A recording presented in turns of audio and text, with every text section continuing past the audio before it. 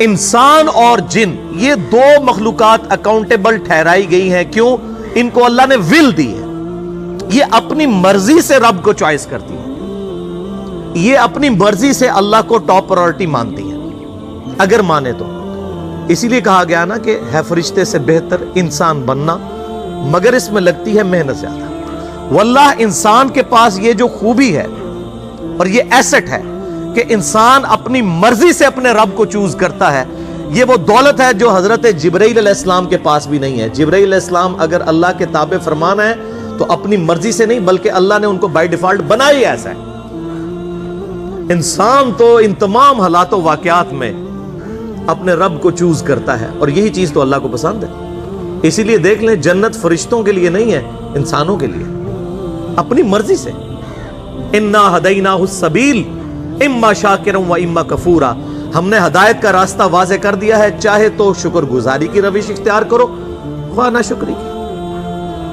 اللہ تعالیٰ نے انسان کو دنیا کے اندر اختیار دے دیا، لیکن اس کائنات کی سب سے اہم ترین، سب سے ایلیٹ چیز جو ہے وہ ہدایت ہے. یہ آپ کو فٹ پاتھ پہ راہ چلتی ہوئی نہیں ملے گی، بلکہ محنت کرنی پڑے گی. والذین جاہدوا فینا لنہدینہم سبلنا. جو لوگ ہماری راہ میں کوشش کریں گے ہم ان کے لیے اپنی راہیں کھولیں گے. جو کوشش نہیں کرے گا اللہ تعالیٰ بے پرواہ ہے، اللہ تعالیٰ کو کوئی پرواہ نہیں ہے. انسان نے اپنی مرضی سے اپنے رب کو چوز کرنا ہے. تو اللہ تبارک و تعالی مائل بکرم ہے ایسے شخص کے لیے. تو یہ جو آیا کہ اگر ہم زبردستی ہی ہدایت دینا چاہتے تو جتنے لوگ ہیں ان کو ہدایت دے دیتے، لیکن ہماری طرف سے یہ بات طے پا چکی تھی کہ میں ضرور بھر دوں گا دوزخ کو سرکش لوگوں سے، خواہ وہ جنوں میں سے ہوں یا انسانوں میں سے. اور اس کانٹیکسٹ میں سورۃ الاعراف کی آیت میں کہتا ہوں قرآن حکیم کی سخت ترین آیت ہے.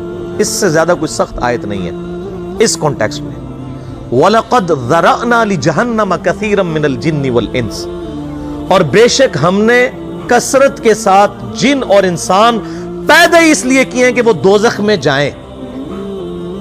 یہ کتنی الارمنگ آیت ہے. یہ سورۃ الاعراف آیت نمبر 179 ہے. قرآن حکیم میں کھول کے پڑھ لیجئے گا. یہ میں کو اپنی طرف سے بیان نہیں کر رہا. ہمیں جس خدا کا تعارف کروایا گیا نا این جی اوز کے ذریعے اور یہ میٹھی میٹھی باتیں کرنے والے واعظین کی طرف سے، وہ خدا اور ہے. اور جس خدا کا تعارف اللہ کے محبوب صلی اللہ علیہ وآلہ وسلم نے کروایا اس قرآن حکیم کے ذریعے، وہ خدا اور ہے. اللہ کا کوئی رشتہ دار نہیں میرے بھائیوں. جس کو پنجابی کہتے ہیں کنو کڈ لو یہ گل. سیدنا سعد ابن ابی وقاص رضی اللہ تعالیٰ عنہ کو جب جنگ قادسیہ کے لیے سیدنا عمر فاروق رضی اللہ تعالیٰ عنہ نے روانہ کیا پرشین امپائر کے خلاف، جو اس وقت دو سپر پاورز میں سے ایک سپر پاور تھی. ایک رومن امپائر تھی جو جنگ یرموک میں گر گئی، اور جنگ قادسیہ کے اندر پرشین امپائر بھی گھٹنے ٹیک گئی. تو سعد ابن ابی وقاص چونکہ نبی علیہ السلام کے ننیحال کے خاندان سے تھے، رشتے میں آپ صلی اللہ علیہ وآلہ وسلم کے ماموں لگتے تھے. تو سیدنا عمر نے ان کو خط لکھا کہ اے سعد اس بات پہ مت اکڑنا کہ تم اللہ کے نبی کے ماموں ہو. یاد رکھنا اللہ کی کسی کے ساتھ کوئی رشتہ داری نہیں ہے، اللہ کا کوئی رشتہ دار نہیں ہے. دیکھ لینا بخاری اور مسلم کی متفق علیہ حدیث ہے کہ میری بیٹی فاطمہ جنتی عورتوں کی سردار ہے. اور جامعہ ترمذی کی صحیح حدیث ہے کہ حسن و حسین جنتی نوجوانوں کے سردار ہیں. لیکن اسی فاطمہ سلام اللہ علیہا جو جنتی عورتوں کی سردار ہے، اس کے بارے میں صحیح بخاری اور صحیح مسلم کے اندر متفق علیہ حدیث ہے کہ آپ صلی اللہ علیہ وآلہ وسلم نے فرمایا، اے میری بیٹی فاطمہ، میرے مال سے جو کچھ تو نے لینا ہے مجھ سے لے لے. اگر اللہ کے حضور تو پکڑی گئی تو میں تیرے کچھ کام نہیں آؤں گا. میرے مال سے جو مرضی لے لے. یہ آپ کو تو کہا گیا تھا، لیکن ہمیں سنایا گیا تھا کہ کوئی ایسا فرسودہ عقیدہ نہ رکھ لینا کہ بغیر اعمال کے ہی انسان کو جنت مل جائے گی. اعمال اور اللہ کی رحمت دونوں چیزیں شامل حال ہوں، صرف اعمال بھی کوئی شے نہیں ہے. بخاری اور مسلم دونوں میں یہ حدیث موجود ہے کہ آپ صلی اللہ علیہ وآلہ وسلم نے فرمایا کوئی شخص بھی محض اپنے اعمال کی بنیاد پر جنت میں نہیں جائے گا.